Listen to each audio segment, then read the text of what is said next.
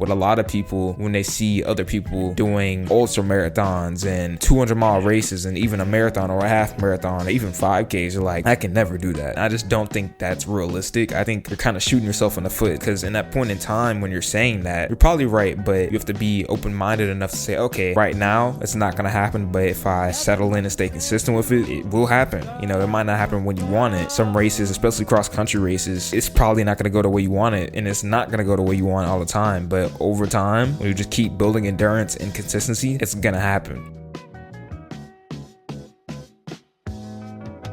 I also back in here in the episode of Indigo Podcast, and today today's episode is, why is my mic shaking so much? Oh my gosh. Today's episode is lessons I've learned during the half marathon prep, because as I'm recording this, it's currently Friday, October 10th, so I'm 2 days out from the race. I ain't gonna lie. The nerves are building up. I ain't gonna lie, I'm getting a little bit nervous. I'm shivering in my boots a little bit, but I'm sure it's gonna be, I'm not even sure, I'm completely positive it's gonna be fine. It's just normal to be a bit nervous leading into any type of race. Like, I was geeking out before mile time trials and stuff. So, because I was thinking too, like, when I did the mile time trial last week, if you didn't know, I ran 4:53, which is just a random PR and a half marathon prep. But, well, not random, because I mean, I've been training, but you know, I've been training for that race. But during the effort, you know, it was hard, but it was over before you knew it. And I feel like with this half marathon, it's a longer distance, but before you know it, I'm gonna start, and the race will be over, you know, and I'm gonna put out a good effort to see what happens. But anyway, I just wanted to go over some lessons I learned during half marathon prep, because I feel like a 5-month period, that's a long period of time. So, you know, just a lot of things you can learn that period of time, and just, yeah, that's kind of it. So first lesson I want to go over for this episode today is, what is quote unquote hard evolves over time. Because kind of where I want to go with this part is just kind of where I started and where I'm at now in terms of, you know, the workouts, the distance of the workouts, the distance of the runs, all that type of stuff, and just the volume as a whole. Because during cross country season, I peaked at, like, I believe 42 miles, maybe 45 at most. I didn't touch 50, but the longest run I did was a 10-mile long run, which at the time when I was in that segment of my life, you know, with training and just life in general, that felt very grandiose. That felt like, oh, like, dang, I finally hit double digits. And then I knew I just wanted to run farther than that in the future. You know what I'm saying?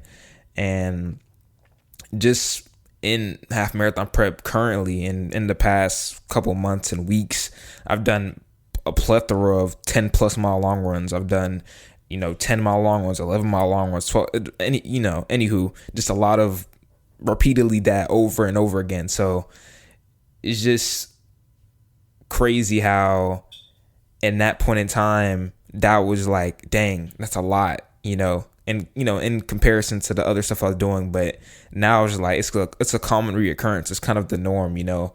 But also, other than just the actual length and the durations of the runs, just even just the volume of the workouts as a whole, because I would say the longest workout I would do in cross country season is like a 3-mile tempo. I don't think did we touch a 4-mile? I don't think we did a 4-mile tempo. I think we capped it at 3.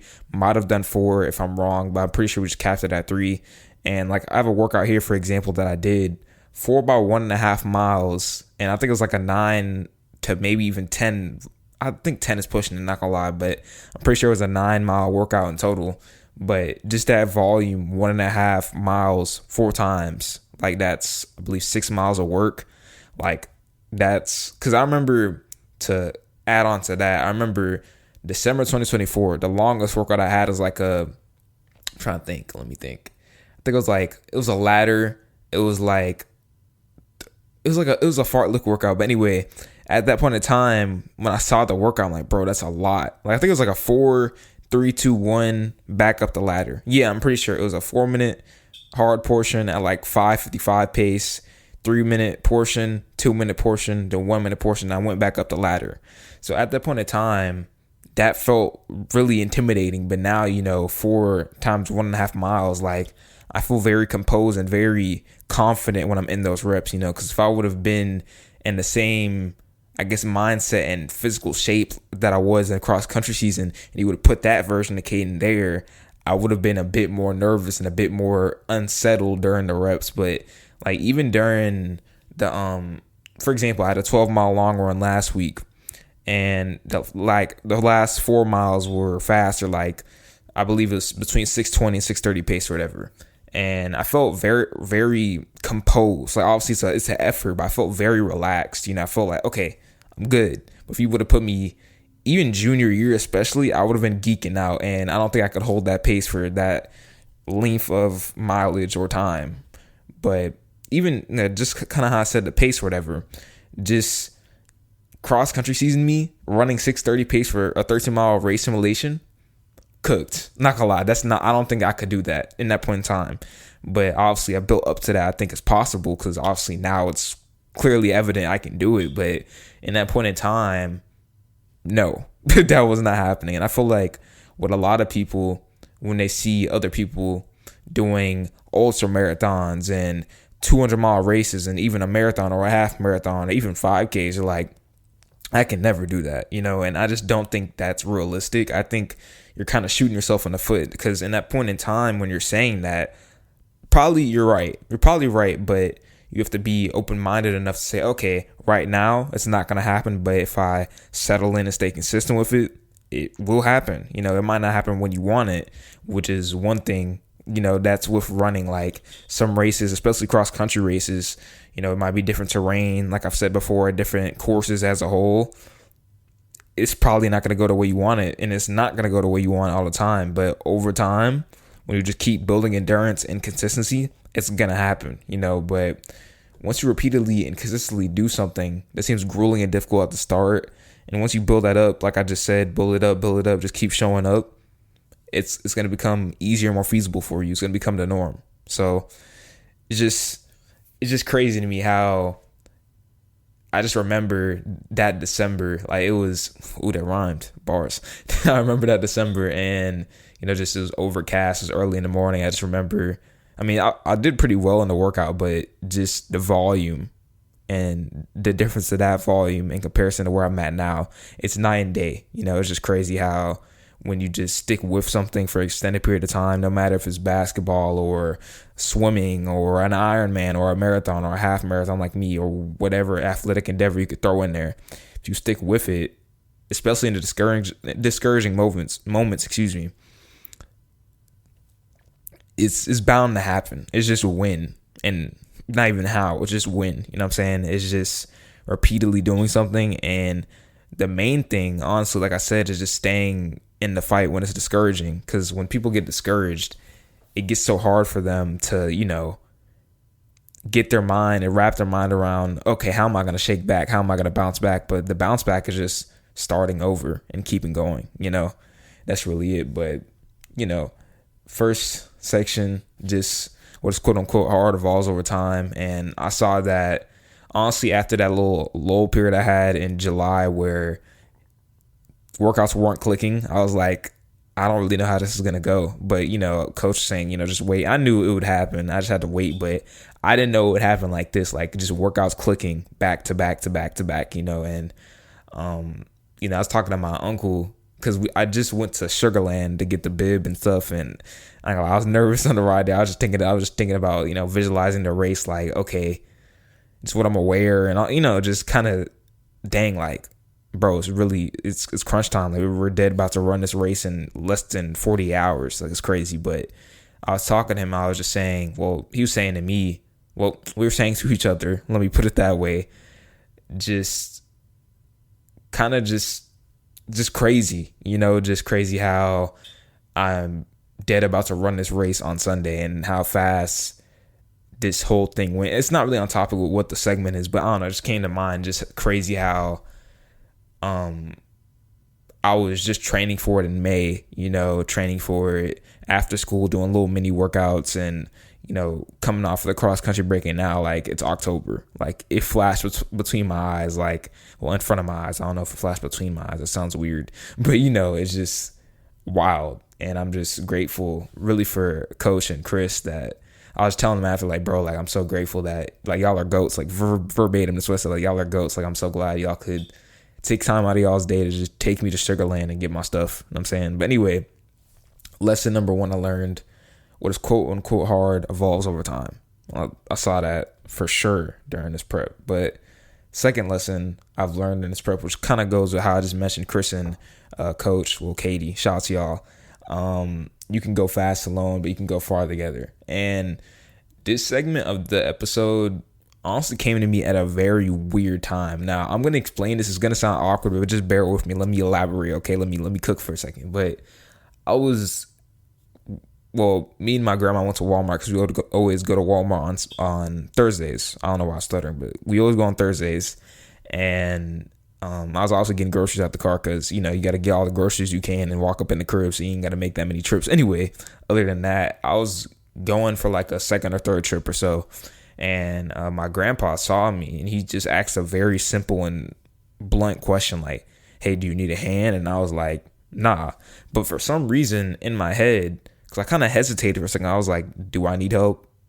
This sounds very dumb, but let me elaborate. Let me keep going. But I was just thinking, like, what else in life do I push off help from other people? Because a lot of times, for me personally, I am naturally like a loner. That might sound it sounds corny, but I can naturally just go off and do something on my own and, just do it my own way. Obviously, I get help from a lot of people, like when it comes to training and editing videos and stuff like that, like I'd rather just do it on my own, which is fine. But in certain instances, especially in this prep, I don't think if, people like Chris and Katie and, my friend Alyssa and Coach Jordan, if y'all are watching, shout out to y'all, but just even my mom for helping me record, like helping me record my running or whatever, like I don't think it'd be the same, you know what I'm saying? Because I can't hop out and duplicate myself and record myself running. If I could, I probably would do that most of the time, but it's just, I realized that you have to branch out to go farther. You can't be so stubborn and be like, all right, well, I mean, it's great. I will say this though. Let me interject and say this though. It's great to have the discipline and the consistency and the intentionality, however you want to phrase it, to train alone and be independent. Because I think a lot of kids, especially my age, need that. Like, you in college and all you making is ramen noodles and noodles all day. Like, all right, bro. Like, you ain't got to be Michelin style, but like make something a bit more, I don't know, diverse or something. But it's great to have that under your belt, being independent. But a lot of people, including me, I think do it to their own detriment, because I'm like, oh, I'm just hard-headed, I'm stubborn. So if you ask me for help when I really need it, I'm going to say no. You know what I'm saying? Because I'd rather do it on my own. Now, sometimes whatever predicament you're in, whatever situation you're in, whatever season of life you're in, you might have to do it on your own. You might have to. But I think a lot of times, especially for me, people ask me for help and I'll just be like, nah, because I'd rather just do it on my own, but especially when things are, heavy and you're going through a hard time in life, I think that's when, you can yap to, I don't know, your mom or your dad or maybe your significant other or whatever the case may be, and just talk to them and, get it out. Because, you don't want to go on the internet and start trauma dumping and, saying crazy stuff. Don't do that. But, just especially when things are very difficult in life, mentally, physically, whatever the case may be, or all of that, it's really important to lean on people. Don't abuse your power, but lean on them and get advice from them, get other viewpoints, and just get help, get assistance. Because a lot of times, like I said, I've just been like, nah, like I'm cool, like I'm good. And I mean, if you dead have it, like you can do it on your own, I respect that. Do it on your own. But if you need a little, I'm saying, external forces to come and be like, all right, let me do this for you for a little second, that's great, But I just think that's what's needed to expand, grow, and just make life enjoyable. You need other people that are like-minded and have a similar goal and have a similar interest, and honestly just have love for you and you have love for them. It's, mutual. The feeling's mutual. It's not just one-sided. It's just good to have those type of people around. Because, every Tuesday, we go to the run club thing. It's just, I really look forward to it because I know it's just going to be vibes. It's just people that, because, I mean, if they didn't care, they wouldn't take time out their day to go straight to Sugarland on a whim. You know what I'm saying? That's love right there. That's wild. So I just feel really grateful that I have people like that are going to wake up early and take me to my race just, out of love for what I'm doing and just it's just crazy to me. But number two, second lesson I learned, which honestly I'm still learning, but you can go fast alone, but you can go far together. And yeah, that's number two. But number three, third lesson I got here is different seasons require you to change your focus. And the main thing which I learned in cross country season, but was reintroduced to me a bit during this prep, was just the fact that when you're in a different season of life, the things that you're once focused on and the things that you once prioritized either need to change or shift. They need to be different.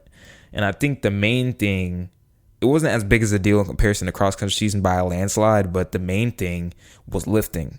And there's a period of time, like I would do a 11-mile long run with like a fast segment at the end. Well, at this point in time, when I was like doing it, I noticed, okay, this is a lot of like fatigue being built up that may be out of my favor. It was probably when I was just doing the mile fast portion at the end, which was probably around early August or so. But anyway, pretty much how my lifting split looked at first, I would have upper, lower. I would change the order sometimes, but it'd be upper, lower, chest, back, triceps, shoulders, legs, biceps. So I wanted to hit every muscle group twice a week, which is fine. Everybody should do that if you're trying to ensure optimal muscle growth. That's a great way, and that's honestly how everybody should go about it. But however, when you're in a half marathon prep like me, that's not the priority. To be honest, you probably shouldn't be wanting to build a whole bunch of muscle, because I think you can still build muscle training once a week, training muscle groups once a week. And honestly, if I changed it, because I did change it at one point, because I'm like, okay, hitting hack squat after hammering 11 miles doesn't really feel that good, just intuitively, and just kind of on paper, it looks kind of dumb, So I later down the line, I'm crying. Later down the line, I changed shoulder, legs, biceps, just shoulders and biceps, and I ended up just completely scrapping the fourth day, and just doing push-pull legs, which was a great split. And right now, as I'm recording this, I only lifted one time this week, and I only lift one time this whole week. And then we'll pick it back up with the lifting, probably lifting either push-pull leg split, upper, lower, full body, and with reduced volume, because I think at one point in time I tried to do that split and I was trying to force a bunch of volume. Honestly, if I'm hitting each muscle group twice a week, you probably don't need that much volume, and I train really hard when I lift. So same for y'all. If you train really hard, like obviously failure to every set, probably not the smartest, but 0 reps, 1 rep left in reserve, last set to failure, probably a good way to go about it, just intuitively from what I've seen. But yeah, probably upper, lower, full body, or push pull legs, or maybe 4 days, a 4-day split. But I want to start working, so I don't know if a 4-day split would probably work for me with the content stuff. But anyway, back to what I was saying. The main thing I want to hit on here, which I think a lot of people, including me, like feel and deal with, and it's kind of the catalyst as to why they feel like, oh, I don't want to change during this different season, is I just feel like, well, for me and other people that deal with this, you kind of feel like you're not being consistent. You feel like you're not doing enough. You feel like, oh, I'm leaving change on the board. In reality, you're not. You're enhancing your ability to do that thing that you're actually focusing on that period of time, which for me is the half marathon, And I feel like, honestly, the best move, which I didn't catch, which I mean, I still made a bunch, like I've made a lot of progress during this prep. I couldn't be happier, but a 3-day split to start the prep off, I think that would have been more quote unquote optimal and ideal. But hey, I figured it out at the end, so I'm glad I changed something, maybe shedded off some extra systemic fatigue. But just especially during my senior year of high school, I just felt like if I pulled back on the amount of content I posted, or the amount of days a week I lifted, or just other things that probably shouldn't have been as emphasized in that point in time, I felt like I was failing in some ways. To be honest, I felt like I was behind. I felt like, oh, like I'm not doing enough. I need to be firing on all cylinders, which is great, but you're trying to be unbalanced, severely unbalanced. I mean, obviously in some points in life, things are going to be unbalanced regardless of how you feel or what you're trying to do. Like, it's just going to kind of be like that. You have to sacrifice some things, but at the same time, you shouldn't dig yourself in a bigger hole just to dig yourself in a bigger hole and say, oh, I'm doing all this stuff and I'm doing more than you. And like, that doesn't matter. You know what I'm saying? So I just think the main thing is just realizing that not managing your focus often does more harm than good, and often sets yourself a bit short. I just think it goes back to being stubborn and hard headed. To be like, oh, okay, like I'm not gonna change anything. Like I'm gonna just lift 7 days a week and do cross country, which I ain't gonna lie to. What the pass skating was thrown all the way off, but you do that to learn. You have to sometimes you have to put yourself in the fire to learn from it. And I just think me doing that and then me going into this prep, I'm glad I just kept it at 4 off rip, because I would have did 7 days. I do not think at all I would have made all this progress, because there's too much systemic fatigue, and honestly, what's the point? Like, I'm not trying to be Chris Bumstead up in here. I'm just trying to build muscle. I'm saying obviously offset osteoporosis and all that type of stuff, longevity, all that. But I think the main thing is just knowing the purpose of why you're in the season, and knowing what that requires, and knowing, okay, what's the focus, But yeah, that's kind of all I wanted to go over here.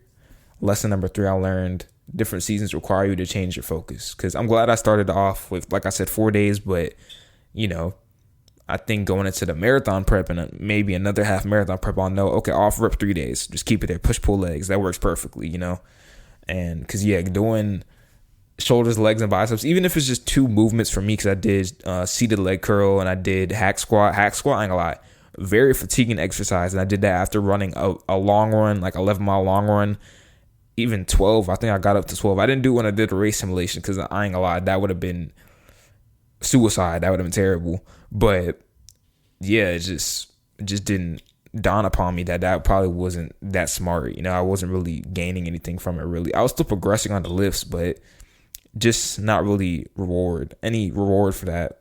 So anyway, that was number 3. But the last thing, I'm really excited to go over this part.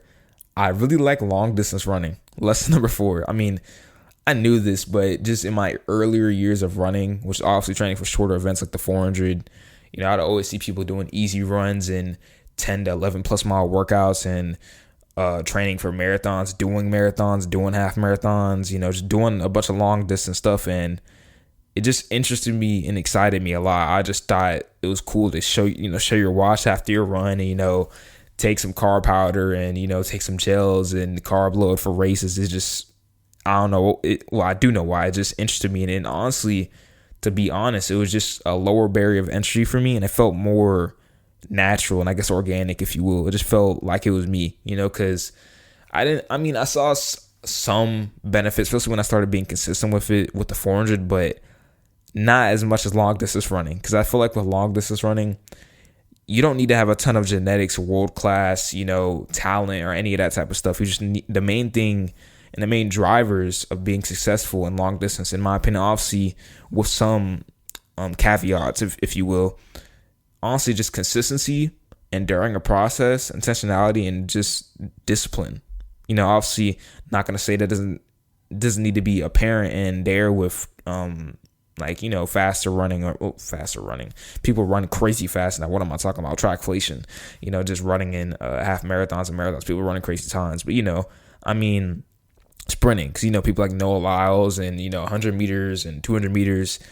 A lot of people, I'm not saying all of them, because a lot of them worked to their spot and to get to where they are, but I feel like you need to be a bit, if you're genetically gifted, I feel like that'll benefit you a bit more than, well, actually, I don't think that's a good opinion. I think that's a terrible opinion. I'm gonna throw it out the window. But I just think for the average person, I think it's a good way to put it. For the average person just trying to get into running, I think they could succeed in long distance running way quicker than they could with sprinting. Because I think sprinting is more technical and it's more intricate than long distance running. For long distance running, the main things you want to get down is, easy mileage, some faster workouts or some tempo miles, probably a longer run. That's about it. It's pretty straightforward. I like how straightforward it is. It's not as, I say it, not detailed. It's very detailed, but I wouldn't say it's as intricate. I'm gonna use that word. I don't think it's as intricate in comparison to long distance running, But I don't know. It's just something about racing half and full marathons and carb loading for your race, which I'm currently doing, which is crazy. Like, I'm drinking grape juice. Like, I don't drink juice at all, but just do a research, stuff like rice, potatoes, sourdough, and just limiting fiber, upping the carbs, lowering the protein and fat. it's, that's how you want to do it. So just doing research on that. But yeah, I don't even drink juice like that anyway, other than the juice, which is just a random side tangent. Just planning out your nutrition the night before or logging a 12-mile long run. It just, I don't know, bro. It's just cool for me personally. Obviously, it's not everybody's boat. It's not everybody's, tea to sip, I guess. But for me personally, it's just, I like it a lot, and I just always wanted to find something that athletically just felt natural to me. Like, it didn't feel like I was training. It didn't feel like I was trying to do something that kind of the norm was. I mean, obviously, long distance running, a lot more people are into it. Not like a lot more people, but like with football, basketball, it was a norm, but I just don't feel like I fit the mold of, how I say it, like 5-on-5, like actually playing for a team. I just don't feel like it was for me. I don't feel like, because I just thought about it. The main thing I like about running is very individualized. It's very like, all right, you go out there and it's kind of on you, which I like, because you don't have to worry about, time, like, that sounds selfish, passing the ball. Yeah, that's great. But, you don't have to worry about so much about the team, or, I mean, this sounds selfish, but I don't know. I just like the individuality aspect of running. I like the fact that, it all depends on what you do personally. It all depends on how hard you prep, how intentionally you prep, how consistent you are. Obviously that is with basketball, but I just feel more like myself when I'm running. I don't know. It just feels more like me. It just feels very natural. Like I said, I'm kind of struggling to explain that, but I don't know. It's just something about just the prep and just the process and just the build. Is just the culture too. I don't know, bro. It's just me. I love it a lot, and I'm just grateful that I've gotten to this point and I'm dead about to run this race in less than 40 hours. It's wild to me. But anyway, that's the episode for this week. Lessons I've learned during the half marathon prep. And like I said, it's just wild to me how fast it went, bro. And, obviously there's a few things I wanted to do better, but in terms of the training, I couldn't ask for anything more. Like, the training went perfectly. It went way better, way better than I thought. I think I surprised myself, and I think I'll surprise myself on race day. I don't really know how it's going to go. I think I'm going to hit my time goal, easily, but I have a feeling I might run a bit faster than I think, because, with the carb load and the taper, just making sure I sleep enough, that's a good mixture right there. But anyway, hopefully y'all enjoyed the episode. Hopefully y'all enjoy the rest of your day, night, whenever y'all watching this.